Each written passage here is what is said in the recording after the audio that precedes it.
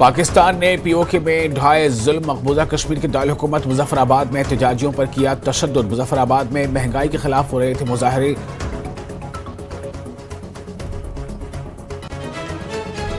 बाबर शरीफ case में police ने की प्रेस कॉन्फ्रेंस। 6 मुश्तबा दहशतगर्दों के खाके कर लिए गए हैं तैयार। कठुआ का एक शख्स एनकाउंटर में पाया गया है मुलविस।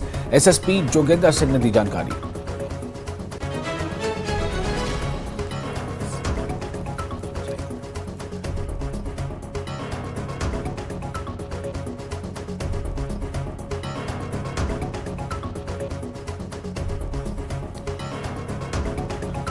पुलवामा में दफा 144 है नाफिज। पीडीपी सरबराह महबूबा मुफ्ती ने लगाया इल्जाम, कहा पीडीपी कारकुनों को किया हिरासत में लिया जा रहा है।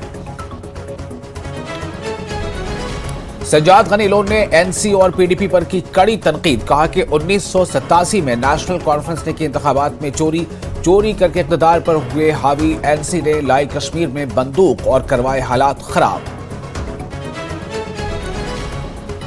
लोक जनशक्ति पार्टी लीडर संजय सराफ का एनसी पीडीपी पर हमला, कहा एनसी पीडीपी ने दिया है जम्मू कश्मीर की आवाम को धोखा। 370 के नाम पर बनाया जा रहा है आवाम को बेवकूफ। टहाब इलाके में अपनी पार्टी के हक में चलाई इंतखाबी मुहिम।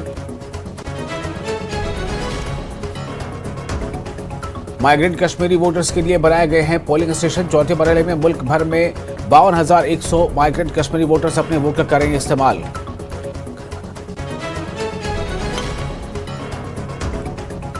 शोपियां में 2 अफराद को किया गया है गिरफ्तार। इलेक्शन बायकॉट करने के पोस्टर के साथ किया गया गिरफ्तार। मुकदमा दर्ज।